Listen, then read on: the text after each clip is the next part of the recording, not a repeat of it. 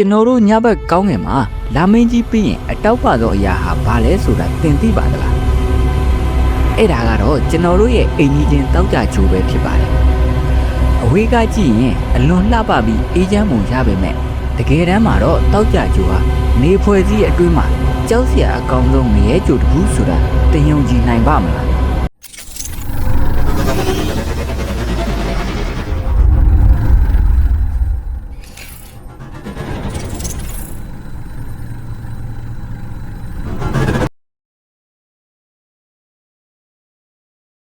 ကဘာနဲ့စင်တူချင်းနက္ခပေဒပညာရှင်တွေကတောက်ကြကျူကိုကဘာရဲ့ sister planet လို့တင်စားခေါ်ကြပါတယ်။ဘာကြောင့်ဒီလိုခေါ်တာလဲဆိုရင်သူတို့နှစ်ခုကြားမှာမယုံနိုင်စရာတူညီချက်တွေရှိနေလို့ပါပဲ။တောက်ကြကျူရဲ့အချင်းဟာကဘာအချင်းရဲ့95%လောက်ရှိပါတယ်။ဓာတ်ထုအနေနဲ့ကြည့်ရင်လည်းကဘာဓာတ်ထုရဲ့81%ခန့်ရှိတာကြောင့်သူတို့နှစ်ခုဟာအရွယ်အစားချင်းအတော်လေးနီးစပ်ကြပါတယ်။ဂျိုးနှစ်ခုလုံးဟာကြောက်သားဂျိုတွေဖြစ်ကြပြီးအတွင်းပိုင်းမှာအိုင်ယွန်ကိုကြောက်သားလွှာတွေနဲ့တိဆောက်ထားပုံချင်းဆင်တူပါတယ်။ဒါပေမဲ့ဒီတူညီချက်တွေဟာအပေါ်ယံပဲဖြစ်ပါတယ်။စီအေးခေတ်မှာဆိုဗီယက်ယူနီယံဟာတောက်ကြဂျိုကိုဗီနီယာလို့အမည်ရတဲ့အာကာသယာဉ်စီမံကိန်းကိုလှုပ်ဆောင်ခဲ့ပါတယ်။ယင်းအများစုဟာလေတူတန်းမှာတင်ဖိချေခံရပြီးပျက်စီးခဲ့ရပေမဲ့ဗီနီယာ30ကတော့မျက်နှာပြင်ပေါ်ကိုအောင်မြင်စွာဆင်းသက်နိုင်ခဲ့ပါတယ်။ဒါပေမဲ့သူလည်းအချိန်2နာရီကျော်ပဲခံနိုင်ရရှိခဲ့ပြီးအပူချိန်နဲ့ဖိအားကြောင့်လောင်ကျွမ်းပျက်စီးသွားခဲ့ရပါတယ်။မပျက်စီးခင်လေးမှာသူပို့ပေးခဲ့တဲ့ဓာတ်ပုံတွေကတော့တောက်ကြကျိုးရဲ့ကြောက်မက်ဖွယ်မြေပြင်အတွင်ပြင်ကိုတမိုင်းဝင်တက်တည်ပြနိုင်ခဲ့ပါတယ်။အနည်းငယ်လေးလာကြည့်တဲ့အခါမှာတော့တောက်ကြကျိုးဟာကဘာနဲ့လုံးဝဆန့်ကျင်ဘက်ဆိုးရုပ်တဲ့အမွှာဖြစ်နေတာကိုတွေ့ရမှာပါ။ကဘာလေထုမှာကျွန်တော်တို့အသက်ရှူဖို့အောက်ဆီဂျင်နဲ့နိုက်ထရိုဂျင်တွေကျွယ်ဝနေပေမဲ့တောက်ကြကျိုးရဲ့လေထု96%ကျော်ဟာအဆိပ်သင့်ကာဗွန်ဒိုင်အောက်ဆိုက်တွေနဲ့ဖုံးလွှမ်းနေပါတယ်။ဒါတွေမကသေးပါဘူး။ဂျိုးတစ်ခုလုံးကိုအလွန်ထူထပ်တဲ့ဆာလ်ဖျူရစ်အက်ဆစ်တိမ်နိုင်ကြီးတွေကပတ်ပတ်လဲပိတ်ဆို့ထားပါတယ်။ကဘာမှာအားကောင်းတဲ့တန်လိုက်ဆက်ကွင်းရှိလို့နေကလာတဲ့အန်ရယ်ရှိတဲ့နေရောင်ကြီးတွေကိုကာကွယ်ထားနိုင်ပေမဲ့တောက်ကြကျိုးမှာတော့ဒီလိုအကာအကွယ်မရှိပါဘူး။ဒါကြောင့်နေမင်းရဲ့ပြင်းထန်တဲ့နေရောင်ကြီးတန်းကိုဓာတ်ရိုက်ခံစားရတာပါအထူးခြားဆုံးကွာခြားချက်ကတော့တောက်ကြကျိုးဟာတခြားဂျိုတွေနဲ့ဆန့်ကျင်ဘက်အရှိမအနောက်သို့လှည့်ပတ်နေတာပဲဖြစ်ပါတယ်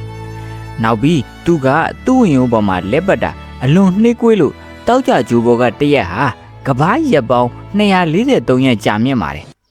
ဒါဟာတောက်ကြကျိုးရဲ့တစ်နှစ်225ရက်ထက်တောင်ပိုရှည်လျားနေတာဖြစ်ပါတယ်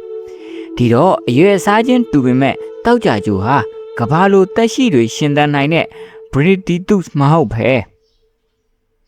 ကျောင်းမဖော်ရအပူရှိန်နဲ့ဖျားတွေပြည့်နှက်နေတဲ့ငရဲကန်းတစ်ခုဖြစ်နေရတာပါသိပ္ပံပညာရှင်တွေကတော့တောက်ကြကျိုးကိုလေ့လာခြင်းအဖြစ်ကျွန်တော်တို့ကဘာကြီးကိုဖန်လုံရင်အာနိသင်ကနေဘလို့ကာကွယ်ရမလဲဆိုတဲ့သင်ခန်းစာတွေရယူနေကြပါတယ်နေနဲ့ပူနီးတဲ့ဗုဒ္ဓဘူးကျိုထက်ဘာလို့ပူပူတာလဲယုတ်ဒီဗေဒအရာဆိုရင်တော့နေနဲ့အနီးဆုံးမှာရှိတဲ့ဗုဒ္ဓဘူးကျိုဟာအပူဆုံးဖြစ်ရပါမယ်ဒါပေမဲ့တကယ်တမ်းမှာတော့နေနဲ့ပူဝေးတဲ့တောက်ကြကျိုကဗုဒ္ဓဘူးကျိုထက်အများကြီးပူပူနေပါတယ်ဘာကြောင့်ဒီလိုပူရတာလဲအဓိကအကြောင်းရင်းကတော့လေထုကြောင့်ပါဗုဒ္ဓဘူးကျိုမှာလေထုမရှိသလောက်ပါပဲဒါကြောင့်နေစီကလာတဲ့အပူတွေဟာညဘက်မှာအာကာသထဲကိုပြန်ထွက်သွားကြပါတယ်ဒါပေမဲ့တောက်ကြကျိုမှာတော့အခြေအနေကလုံးဝခြားနားပါတယ်တောက်ကြကျိုရဲ့လေထုဟာအလွန်ထူထပ်ပြီး96%ကကာဗွန်ဒိုင်အောက်ဆိုက်တွေပါဒီဓာတ်ငွေ့တွေဟာနေစီကလာတဲ့အပူလှိုင်းတွေကိုပဲအထက်ပေးဝင်ပေမဲ့အပြင်ကိုပြန်မထွက်သားနိုင်အောင်ထောင်ချောက်လိုမျိုးပိတ်ဖမ်းထားလိုက်ပါတယ်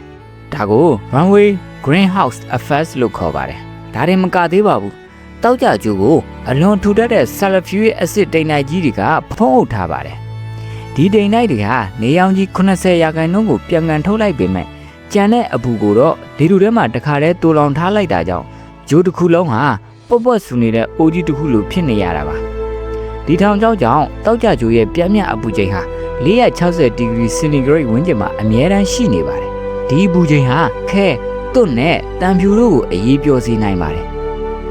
ဗုဒ္ဓဘူးကျိုရဲ့အပူချိန်က430ဒီဂရီပဲရှိတာကြောင့်တောက်ကြကျိုးကတိတိတတ်တာပူပူနေတာပါ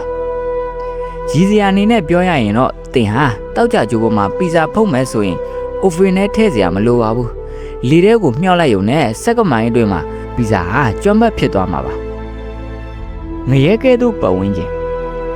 တောက်ကြကျိုးရဲ့မျက်နှာပြင်ဟာကျွန်တော်တို့စိတ်ကူးရင်ရုပ်ရှင်တွေတဲကငရဲကန်းထက်တောင်ပိုပြီးကြောက်စရာကောင်းပါတယ်အကယ်၍တင်ဟာအကာအကွယ်မပါပဲဒီကျူပေါ်မှာခြေချမိမယ်ဆိုရင်စက္ကမိုင်အတွင်းမှာတင်ခဏကိုဟာပုံပြက်ပန်းပြက်ဖြစ်သွားပါလိမ့်မယ်ပထမဆုံးကြောက်စရာကောင်းဆုံးအချက်ကလေထုဖိအားပါတောက်ကြကျိုးရဲ့လေထုဟာအလွန်ထူထပ်လို့သူ့ရဲ့မျက်နှာပြင်ဖိအားဟာကဘာထက်အဆ90ကျော်ပိုများပါတယ်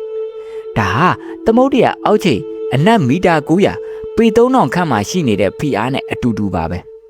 ဆိုလိုတာကတင်ဟာကားအစီးပေါင်းများစွာရဲ့ဖိချိတ်မှုကိုခံနေရတယ်လို့မျိုးစက္ကန့်မိုင်အတွင်းအယိုးရောအသားပါကြည်မွသွားမှာဖြစ်ပါတယ်ဒါတွေမကသေးပါဘူးတောက်ကြကျိုးပေါ်မှာရွာတဲ့မိုးကရေမဟုတ်ပါဘူးအလွန်ပြင်းထန်တဲ့ဆာလဖျူရစ်အက်ဆစ်မိုးတွေဒီအက်ဆစ်မိုးတွေဟာမြေပြင်ကိုမထိခင်ပါနဲ့အပူရှင်ကြောင့်အငွေ့ပြန်တက်သွားပေမဲ့လေတူထဲမှာတော့အမြဲတမ်းအစိမ့်ငွေ့တွေအဖြစ်ရှိနေပါတယ်ဒီလေကိုရှူမိဖို့နေတတ်တာတင်းရဲ့အာကာသဝစ်စုံမှုတော့ဒီအက်ဆစ်ငွေ့တွေကတိုက်စားပြစ်နိုင်ပါတယ်ထူတန်လုံးနဲ့တိမ်တိုက်လွှာကြီးကြောင့်နေရောင်ကြီးဟာတောက်ကြကျိုးမျက်နှာပြင်စီကိုကောင်းကောင်းမရောက်ပါဘူးဒါကြောင့်နေ့ဘက်မှာတော့ကဘာမှာမိုးအုပ်နေတဲ့အချိန်ထက်ပိုမောင်နေတတ်ပါတယ်ဒီအမောင်တူထဲမှာပြင်းထန်တဲ့လျှက်စစ်မုန်တိုင်းတွေကအဆက်မပြတ်တိုက်ခတ်နေပြီးပတ်ဝန်းကျင်တစ်ခုလုံးကိုနေအောင်တန်းနေတဲ့ငရဲကန်းတစ်ခုလားမြင်တွေ့ရမှာပါတောက်ကြကျိုးမှာနေဖွဲ့စည်းအတွင်းအများဆုံးဖြစ်တဲ့ဝီတောင်ပေါင်း1600ကျော်ရှိပါတယ်ဂျိုမျက်နှာပြင်ရဲ့80ရာခိုင်နှုန်းကျော်ဟာဝီတောင်ချော်ရည်ကြောက်ပြင်ကြီးတွေနဲ့ဖုံးလွှမ်းနေပြီးနေရာအနှံ့မှာကီလိုမီတာရာချီရှည်လျားတဲ့ချော်ရည်မြစ်ကြီးတွေကိုတွေ့ရမှာပါအပူရှိန်460ဒီဂရီကျိတ်ချေပြတ်မဲ့ဖိအားအက်ဆစ်မိုးတွေနဲ့မီတောက်တွေဒီချက်တွေကတောက်ကြကျိုးကိုနေအဖွဲစည်းရဲ့အစစ်မှန်ဆုံးငရဲကျိုးအဖြစ်သတ်မှတ်ပေးလိုက်တာပါပဲတောက်ကြကျိုးပေါ်မှာတက်ရှိခဲ့ဘူးသလားအခုချိန်မှာတော့တောက်ကြကျိုးဟာတေမင်းနမန်ငရဲကန်တစ်ခုဖြစ်နေပေမဲ့လွန်ခဲ့တဲ့နှစ်တန်းပေါင်း2000ကျော်ကတော့အခြေအနေကအခုလိုမဟုတ်ပါဘူးတိဘက်မညာရှင်တော်တော်များများကအဲ့ဒီတုန်းကတောက်ကြကျိုးဟာကဘာထက်တောင်ပိုပြီးနေချင်းစပွဲကောင်းတဲ့ Brady တစ်ခုဖြစ်လိမ့်မယ်လို့ယူဆနေကြပါတယ် NASA ရဲ့ Computer Simulation တွေအရရှေးဟောင်းတောက်ကြကျိုးမှာသမုဒ္ဒရာတွေကုန်းမြေတွေနဲ့အေးချမ်းတဲ့ရာသီဥတုရှိခဲ့ပူပါတယ်အဲ့ဒီတုန်းကတောက်ကြကျိုးဟာကဘာလိုပဲတက်ရှိတွေအစပြုဖို့အကောင်းဆုံးအခြေအနေမှာရှိခဲ့တာပါဒါဆိုဘာကအရာအလုံးကိုဖျက်ဆီးပစ်လိုက်တာလေလွန်ခဲ့တဲ့နှစ်တန်းပေါင်း900ကျော်လောက်မှာဂျိုးတစ်ခုလုံးအတိုင်းအတာနဲ့မိတောင်တွေအကြီးအကျယ်ပောက်ကွဲမှုဖြစ်ခဲ့တယ်လို့ယူဆရပါတယ်ဒီပောက်ကွဲမှုတွေကနေထွက်လာတဲ့ကာဗွန်ဒိုင်အောက်ဆိုက်ပမာဏဟာအလွန်များပြားလွန်းလို့ဂျိုးရဲ့ရာသီဥတုထိန်းချုပ်မှုကိုပျက်စီးသွားစေပါတယ်